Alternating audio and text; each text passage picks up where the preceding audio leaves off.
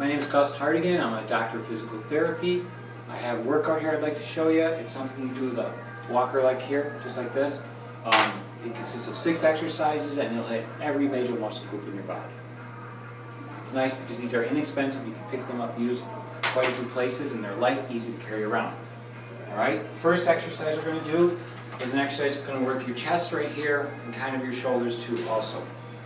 It's a push-up, modified push-up with the walker here. Alright, so you take the walker, put your feet up on a bench like that, and then you go down like this and lift up and push up, just like that. Okay, all the way down, all the way up, all the way down, all the way up. Alright, maybe do 10 of those, 15, depending on how hard you want to work.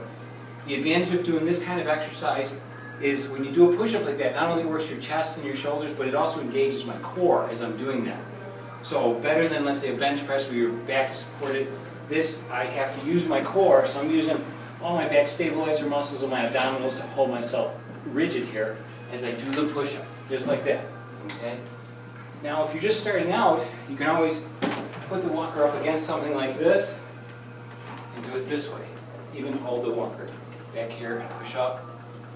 Modify it to make it a little bit easier if you're just starting out on a workout like that. Alright? So that's the first exercise. Okay. The second exercise, we're going to work your back. All your back muscles right up all along in here, right? It's real important to do this. A lot of exercises you do work your front of your muscles, your arms, but you got to work your back too. Okay? And this also works your core because you're stabilizing your trunk as you do it. So you take the walker, put it on the floor like that, put your feet down here, reach up, grab the handles, keep your trunk rigid, pull yourself up right up to here, and down, and up, and down, just like that. And you might do 10, 15, depending on how you want to work. Now that's harder, that's challenging, but if you want to make it a little bit harder, bring your feet up on a bench like this, position the walker, and pull up like that. And that'll a little more of a challenge to the exercise. Just like this. Okay? When you do that, you're working your back here, you're also working your biceps as you pull up like that. So it's going to work your biceps here, all your back along in here, and work your low back and your abdominals as you stabilize yourself for the pull. That's the second exercise. The third exercise we're going to do is dips, alright? These are working mostly your triceps here, somewhat your shoulders, but mostly it's the back of your arms right here, okay? So what this is, you're going to stand inside the walker, put your feet up on a bench like this, dip down and push up, down and up, just like this. And again, do maybe 10 to 15 repetitions, and this will really work the back of your arms, alright? Now, if you're just starting out, you can modify it a bit by lowering where your feet are. Stabilize the walker and come over here like this, and go down, come up like that, alright? So you got your legs involved in a little bit. It's going to make it a little bit easier, but still, it's really going to isolate, really work your triceps for you. Okay, that's the third exercise. Okay, fourth exercise we're going to do. This is an exercise for your hamstrings, mostly for your hamstrings right back here, a little bit for your gluteals, and a little bit for your lumbar spine. But it's mostly an exercise for your hamstrings back here, which are very easy to overlook in a workout.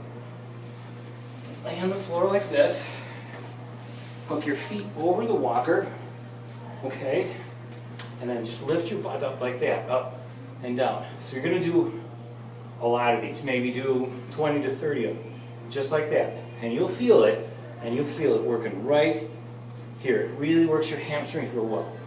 And that's a real important exercise to do for a muscle to strengthen.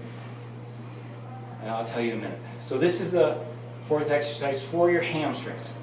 Just like that, okay? Now, there's a lot of evidence out there that an imbalance between your quad strength here and hamstring strength leads to a lot of knee injuries, alright? So you want to work your hamstrings when you work your quads. Get a good balance in there. As the fourth exercise, works your hamstrings. You'll feel it if you do this about 30 times. Okay. Fifth exercise we're going to do, this one's going to work your hamstrings right here, okay? Your hamstrings, your quadriceps, right here, the front of your leg. Last one we did the back of your legs. This works the back of yours a little bit, but it's more for the front here, the quad. Alright, so this is going to be a lunge.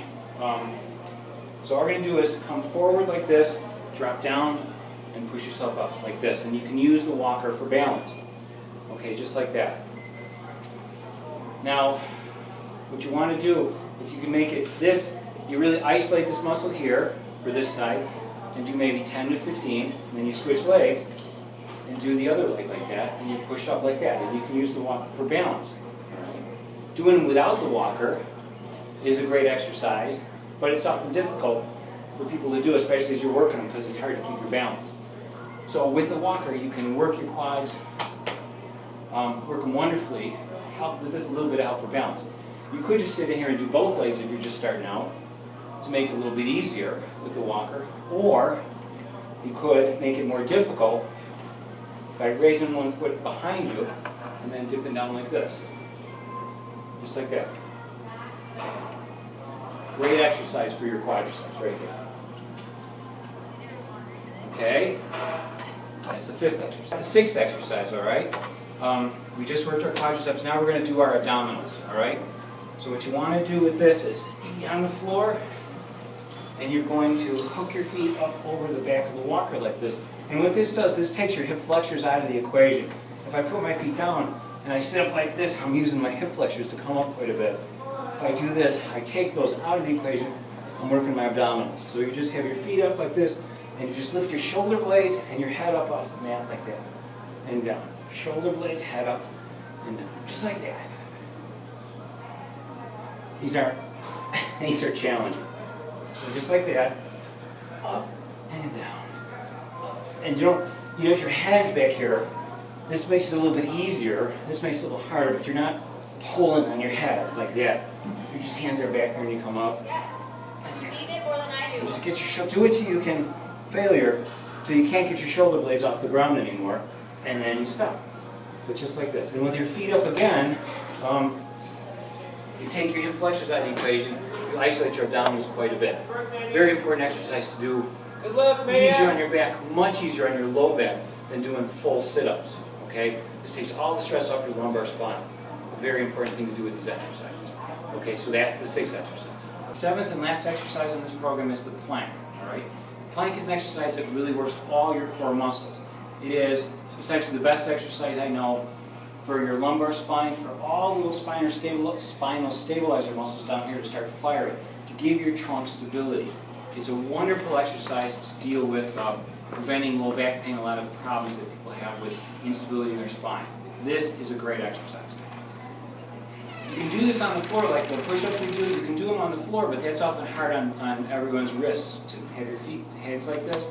If you have your hands on the walker here, it's better ergonomically for your wrists. It takes a lot of stress off of it. Now this is the plank, and just like it sounds, it's a yoga pose really, but you just hold it like this. And you hold this for 60 seconds, 2 minutes, 3 minutes. What you're going to do, you just hold it.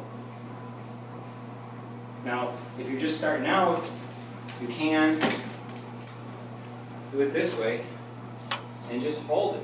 You don't want to make sure your butt's not up in the air, because you're rigid like that, and you just hold this basically until you can't hold it anymore. But as you raise your feet up, I have this bench here. This makes it more challenging. If I had a bed back there, let's say, or something higher, it would make it even more challenging.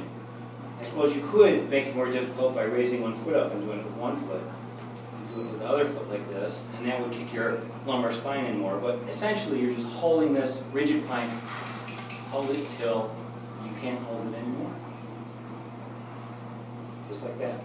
And that is the exercise program. Now, with this program, you've worked your chest, your shoulders, your biceps, your triceps, your back here, your abdominals here, your quadriceps here, your hamstrings back here, and your entire core is involved with almost every exercise you have. So it's teaching your body to work together. It's teaching your core to work with your arms and shoulders, with your legs, stabilizing them. So when you get out in the real world and you go to push something or lift something out of the trunk of a car, you've been exercising and engages your whole body. Your whole body works together as you pick something up and move it. Because every exercise we've done here, the whole body's been involved. That's the workout. 7 exercises.